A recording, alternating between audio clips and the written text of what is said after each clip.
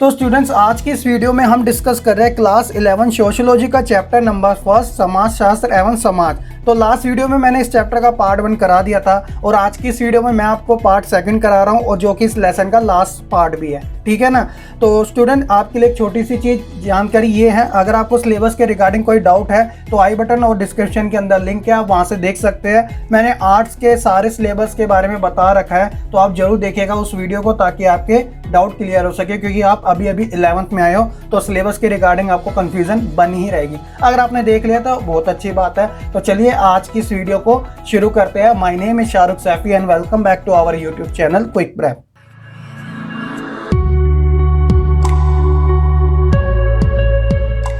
तो स्टूडेंट्स, ये आप अपनी स्क्रीन पर देख सकते हैं चैप्टर के इंट्रोडक्शन के बारे में। तो इस चैप्टर के पार्ट 1 में मैंने आपको ये बताया था कि समाज क्या होता है, उसकी क्या क्या विशेषताएं हैं, साथ ही मनुष्य के समाज और पशुओं के समाज में क्या अंतर पाया जाता है, समाज शास्त्र का क्या अर्थ होता है, और जो चैप्टर का सबसे इंपॉर्टेंट टॉपिक था वो था समाज शास्त्र की प्रकृति और उसके विषय क्षेत्र यानी नेचर स्कोप के बारे में। तो आज की इस वीडियो में हम यहाँ से कंटिन्यू कर रहे हैं। तो इसके अंदर हम देखिए क्या क्या पढ़ेंगे। सबसे पहले जो हमारा मेन थीम है वो है समाज शास्त्र और सामाजिक विज्ञान में संबंध क्या क्या होते हैं। ठीक है ना। तो जैसे एग्जाम्पल के तौर पे हम ये जानेंगे कि समाज शास्त्र का इतिहास के साथ, अर्थशास्त्र के साथ, राजनीतिक शास्त्र के साथ, मनोविज्ञान के साथ क्या संबंध पाया जाता है। और लास्ट में हम ये भी जानेंगे कि इसका जो कंपैरेटिव लर्निंग है यानी तुलनात्मक अध्ययन है वो किस प्रकार से किया जाता है। और कुछ ऐसे रिलेवेंट टॉपिक्स भी है जो आपको इस वीडियो के अंदर आपको देखने को मिलेंगे। तो वीडियो को आपको पूरा वॉच करना है ताकि आपको स्टेप बाय स्टेप हर एक टॉपिक क्लियर हो सके। तो आइए फिर शुरू करते हैं सबसे पहले समाज शास्त्र और सामाजिक संबंधों के बीच में संबंधों के बारे में।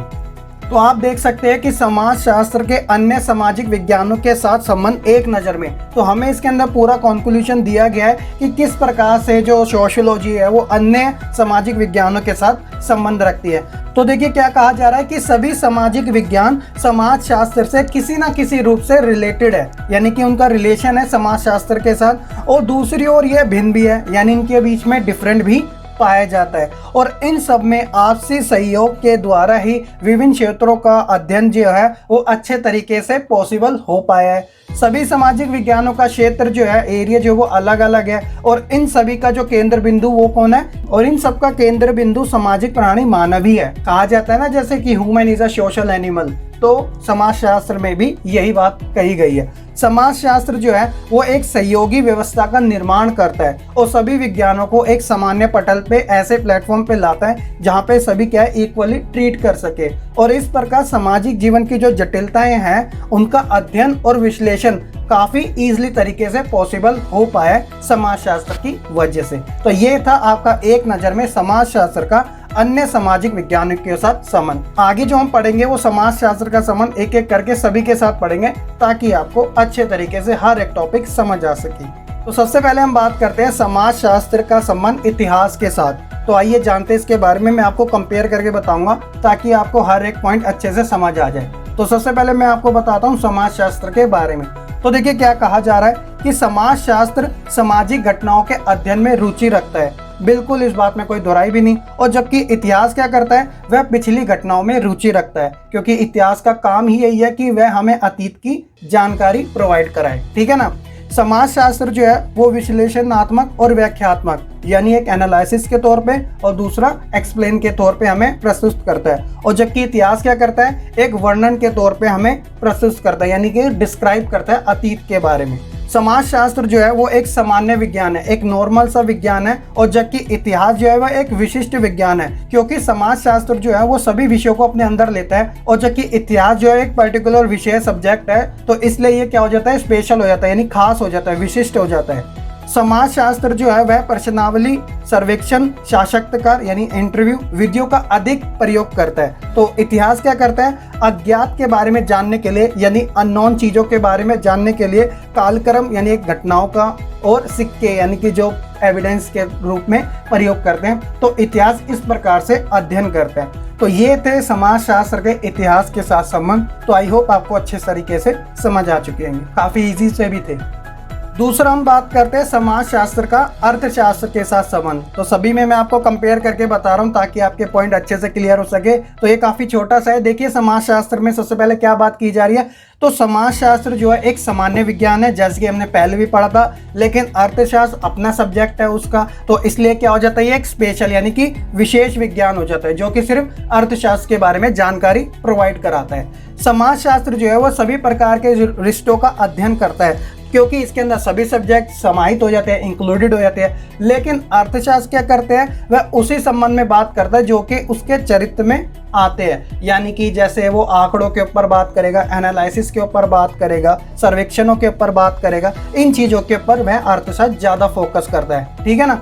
समाजशास्त्र के अंदर सामाजिक चरम मापना काफ़ी मुश्किल होता है, क्योंकि समाजशास्त्र किस चीज़ को ज़्यादा बढ़ावा देता है, वो व्यवहारिक तौर पे ज़्यादा बढ़ावा देता है, आलोचनात्मक रूप में ज़्यादा बढ़ावा देता है। लेकिन अर्थशास्त्र की जो नेचर है, प्रकृति है, वो काफ़ी हार्ड है यानी ठोस है और अधिक सटीक भी है, यानी कि जो डेटा वो प्रोवाइड कराता है वो एक कैलकुलेशन के आधार पर ही प्रोवाइड कराता है। तो इस प्रकार इनके बीच में कुछ संबंध इस प्रकार हमें देखने को मिलता है। तो काफ़ी छोटा सा था, आई होप कि आपको समझ आ चुका होगा। तीसरा हम बात करते हैं समाजशास्त्र का राजनीतिक विज्ञान के साथ संबंध। तो देखिए इसमें क्या बात की जा रही है, तो सबसे पहले वही समाजशास्त्र के बारे में। तो समाजशास्त्र जो है वो समाज का विज्ञान है, क्योंकि सोसाइटी के बारे में ये डिस्कस करता है, और जबकि राजनीतिक विज्ञान क्या है, वह राज्य और सरकार यानी स्टेट और गवर्नमेंट का विज्ञान है, क्योंकि राजनीतिक विज्ञान में हम इन्हीं चीज़ों के बारे में जानते हैं। समाजशास्त्र क्या करता है, दोनों संगठित और असंगठित यानी कि ऑफिशियल और अनऑफिशियल, यानी जिसे कोऑपरेशन, नॉन कोऑपरेशन कहते हैं, ये सभी समाजों का अध्ययन करता है। लेकिन राजनीतिक विज्ञान केवल राजनीतिक रूप से, ध्यान दीजिएगा, राजनीतिक रूप से संगठित समाज का अध्ययन करता है। ठीक है ना, जो उसके दायरे के अंदर आते हैं। ठीक है। समाजशास्त्र का जो दायरा है यानी जो उसका एरिया है वो काफ़ी ज़्यादा वाइड है यानी व्यापक है, और राजनीतिक विज्ञान जो है वो एक संकीर्ण है यानी कि काफ़ी नैरो है, तो वो उसी क्षेत्र का अध्ययन करता है जो उसके दायरे में आते हैं। समाजशास्त्र क्या है, मूल रूप से व्यक्ति को एक सामाजिक प्राणी के रूप में अध्ययन करता है, ये बात बिल्कुल ठीक है। और जबकि राजनीतिक विज्ञान क्या करता है कि उसे एक राजनीतिक विज्ञान के रूप में अध्ययन करता है, क्योंकि जब आप पॉलिटिकल पढ़ते हो तो जो आपके थॉट गिने जाते हैं वो पॉलिटिकल के रूप में ही गिने जाते हैं। समाजशास्त्र का जो दृष्टिकोण है वो सामाजिक है, और जबकि इसका जो दृष्टिकोण है वो राजनीतिक तौर पे है। तो काफ़ी ये भी सिंपल सा था, जो जिस कैटेगरी में उसी के बारे में बात की जा रही है। तो आई होप कि आपको स्टेप बाय स्टेप हर एक टॉपिक अच्छे से समझ आ रहा होगा। अगर कोई डाउट है तो कमेंट जरूर कर दीजिएगा। आगे हम पढ़ते हैं चौथा और लास्ट, वो है समाजशास्त्र का मनोविज्ञान यानी कि साइकोलॉजी के साथ संबंध। तो आइए जानते हैं इसके बारे में भी। तो सबसे पहले वही समाजशास्त्र के बारे में। तो समाजशास्त्र क्या है, मानव व्यवहार यानी कि ह्यूमन बिहेवियर सीखने से संबंधित है, और जबकि मनोविज्ञान यानी साइकोलॉजी है वो क्या है, मानव मस्तिष्क के अध्ययन से संबंधित है। समाजशास्त्र क्या करता है, एक बड़े समूह समाज का सौदा करता है, और जबकि मनोविज्ञान क्या करता है, वो व्यक्तियों या फिर छोटे समूह से रिलेटेड होता है। समाजशास्त्र जो है एक अवलोकन यानी कि असेसमेंट प्रक्रिया के रूप में करता है, और जबकि मनोविज्ञान क्या करता है, प्रैक्टिकली तरीके से यूज किया जाता है इसे। तो असेसमेंट माने क्या होता है, जब आप एक साल अपने स्कूल में बिताते हो तो आपका क्या किया जाता है, आखिरी में मूल्यांकन किया जाता है जिसे एवोल्यूशन कहा जाता है। तो उसके आधार पे आपका पूरा असेसमेंट किया जाता है। ठीक है ना। तो समाजशास्त्र भी क्या करता है, समाज के अंदर सभी चीज़ों का असेसमेंट करता है, और उसी तरह साइकोलॉजी जो है वो क्या करता है, एक प्रैक्टिकली रूप से हर चीज़ को समझने का प्रयास करती है। ठीक है ना। तो क्या क्या चीज़ें इसके अंदर आई जाती है, ये सारी चीज़ें रिलेटेबल है।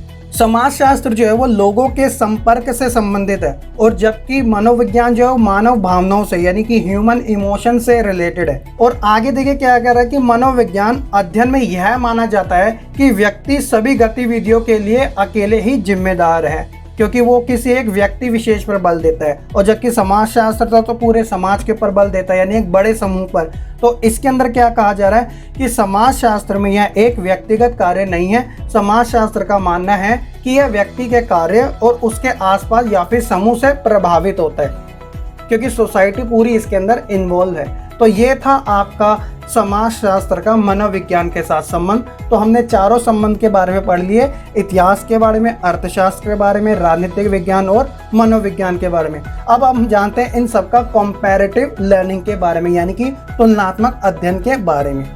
तो ये आप अपनी स्क्रीन पर देख सकते हैं तुलनात्मक अध्ययन। तो ये एक चार्ट के रूप में है जिससे कि आपको पता चल जाएगा कि जो समाजशास्त्र है वह तुलना करने में अर्थशास्त्र से, इतिहास से, राजनीतिक शास्त्र और मनोविज्ञान से किस प्रकार का है। तो जैसे मैं आपको बता देता हूँ जल्दी जल्दी, ये वही चीज़ें जो हमने पढ़ी थी, इससे क्या होगा आपकी क्विक रिवीजन हो जाएगी और अच्छे से आपका अध्ययन भी हो जाएगा। तो जैसे पहले में क्या कह रहा है कि समाजशास्त्र क्या है कि संबंधों का अध्ययन करता है, यानी लोगों के बीच में क्या रिलेशन है, किसी भी प्रकार के हो सकते हैं, मैंने आपको पहले भी बताया था। और साथ ही ये वर्तमान यानी प्रेजेंट और तत्काल जो कि उस समय का, बीते हुए समय का, उसके बारे में अध्ययन करती है। और जबकि अर्थशास्त्र, इतिहास, राजनीतिक शास्त्र और मनोविज्ञान किसके ऊपर बल देते हैं, तो अर्थशास्त्र में ये केवल आर्थिक गतिविधियों पे, इतिहास में ये केवल बीते हुए समय पर, राजनीतिक शास्त्र में ये केवल राज्य और सरकार के बारे में, और मनोविज्ञान में यह केवल व्यक्ति की मनोदशा का अध्ययन करता है।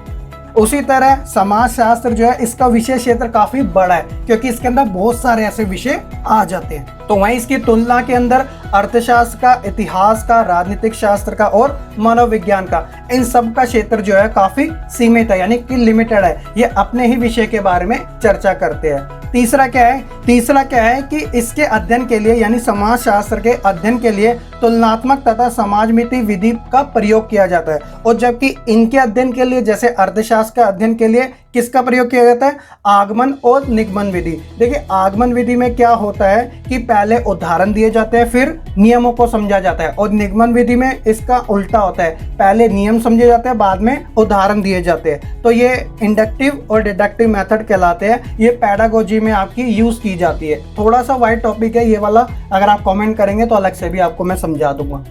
और इतिहास में जो अध्ययन किया जाता है वो एक विवरणात्मक तरीके से किया जाता है, यानी कि एक डिस्क्राइब तरीके से। और राजनीतिक शास्त्र में तो इसका तुलनात्मक तरीके से, और मनोविज्ञान में क्वालिटेटिव मेथड के रूप में, यानी कि गुणात्मक विधि के रूप में इसका प्रयोग किया जाता है। चौथा है समाजशास्त्र में, समाजशास्त्र क्या करता है, घटनाओं के घटित होने के कारण उसके खोजने की कोशिश करता है। और जबकि अर्थशास्त्र में दृष्टि के आधार पे, इतिहास में पुराने इतिहास की घटनाओं के आधार पे, राजनीतिक शास्त्र में व्यक्ति के जीवन और उसके राजनीतिक हिस्से का अध्ययन, और मनोविज्ञान में व्यक्तिगत आशाओं और उनके भय का अध्ययन करता है। तो ये था आपका ओवरऑल तुलनात्मक अध्ययन। तो आई होप कि आपको हर एक टॉपिक अब अच्छे से क्लियर हो चुका होगा। तो मेरे हिसाब से आपका कोई डाउट नहीं होना चाहिए। अगर आपका फिर भी कोई डाउट है तो आप कमेंट जरूर कर दीजिएगा, ठीक है। अब हम जान लेते हैं इस चैप्टर के कुछ ऐसे टॉपिक्स के बारे में जो काफ़ी छोटे से हैं, लेकिन आपको समझने में उतने ही ज़्यादा बेनिफिट देंगे और आपका चैप्टर भी अच्छे तरीके से क्लियर हो सकेगा, ठीक है ना। तो देखिए सबसे पहले है सरल समाज। तो देखिए ये क्या होता है, ये जो समाज होते हैं वो आकार में तो छोटे होते हैं, लेकिन ये जटिल नहीं होते हैं बल्कि सरल होते हैं। राजनीतिक संगठन इसके अंदर बहुत सरल प्रकार का होता है, और जो धर्म होता है वो काफ़ी इम्पोर्टेंस माना जाता है, इसी कारण इसे सरल समाज कहा जाता है। अगर एग्जाम में पूछ लिया जाए तो डायरेक्ट ऐसी परिभाषा लिख दीजिएगा, ठीक है। और मिश्रित समाज, तो मिश्रित समाज जो होता है मिक्स्ड वाला, मिक्स्ड सोसाइटी जिसे कहते हैं। तो मिश्रित समाज क्या होता है, तो ये वह समाज होते हैं जो आकार में बड़े होते हैं, जहाँ संबंध सरल नहीं होते, जटिल होते हैं। और हर क्षेत्र में जो होता है श्रम विभाजन होता है। श्रम विभाजन का मतलब, एक उदाहरण के तौर पे, जैसे मुझे एक अलमारी बनानी है तो मैं अकेले अलमारी बना रहा हूँ, अगर मेरे साथ 3 जने और लग जाएंगे तो जो मेरा काम है उसका बंटवारा हो जाएगा, तो 4 जने मिलके उस अलमारी को बनाएंगे, तो ये श्रम विभाजन कहलाता है। तथा धर्म का महत्व यहाँ पर कम होता है, तो इसे हम मिश्रित समाज कहते हैं, ठीक है। और जटिल समाज कौन से होते हैं, वह समाज जो आधुनिक दृष्टि से ज्यादा जाने जाते हैं, जैसे आज का टाइम, ये जटिल समाज कहलाते हैं। आगे है द्वंद्वात्मक। तो देखिए द्वंद्वात्मक का क्या मतलब होता है, तो सामाजिक बलों का विरोध करना या संघर्ष करना द्वंद्वात्मक कहलाता है। जब आपने देखा होगा कि जब सामाजिक शक्ति हावी हो जाती है तो उसे हम द्वंद्वात्मक की परिभाषा देते हैं। उसके बाद है पूंजीवाद। तो यह संपत्ति के निजी स्वामित्व और उत्पादन के साधनों पर निर्भर करती है। उसके बाद है सामाजिक प्रतिबंध। तो सामाजिक प्रतिबंध यानी समूह और समाज जिनके हम एक हिस्सा है, जो हमारे व्यवहार पर एक अनुकूल प्रभाव डालते हैं। और नारीवाद, ये तो आपने कितनी बार सुना है फेमिनिस्ट के बारे में। तो एक समाज शास्त्रीय दृष्टिकोण से जो सामाजिक विश्व का विश्लेषण करते समय लिंग यानी कि जेंडर के महत्व को केंद्र में यानी सेंटर में रखने पर बल देता है। तो समाज में लिंग के आधार पर होने वाले असमानता की व्याख्या करना और उसे दूर करने का काम करना ही नारीवादी दृष्टिकोण कहलाता है। तो ये था स्टूडेंट आपका चैप्टर नंबर 1 समाजशास्त्र एवं समाज का ओवरऑल कंटेंट। तो आई होप कि आपको हर एक टॉपिक काफ़ी अच्छे तरीके से समझ आ चुके होंगे। अगर आपको ये वीडियो पसंद आई हो तो लाइक करिएगा। और साथ ही मैं आपको एक चीज़ और बता दूं, अगर आपको इस लेसन के PDF नोट्स चाहिए और साथ ही आपको अदर CBSE से रिलेटेड हर एक अपडेट चाहिए तो डिस्क्रिप्शन के अंदर लिंक है हमारे टेलीग्राम ग्रुप का, आप ज़रूर ज्वाइन कीजिएगा। वहाँ पर हम आपके लिए ऐसी चीज़ें डालते रहते हैं, ठीक है। और साथ ही MCQ सीरीज भी मैं वहाँ पर डालता हूँ आपके लिए, तो आप ज़रूर ज्वाइन कीजिएगा। और चैनल पर नए हैं तो सब्सक्राइब कर लीजिएगा हमारे इस चैनल को और बेल आइकन दबाना ना भूलेगा, ठीक है। तो चलिए आज की इस वीडियो में इतना ही। मैं जल्द ही मिलूंगा अब आपको एक नई वीडियो के साथ। तब तक के लिए आप खुश रहिए, पढ़ते रहिए और आगे बढ़ते रहिए।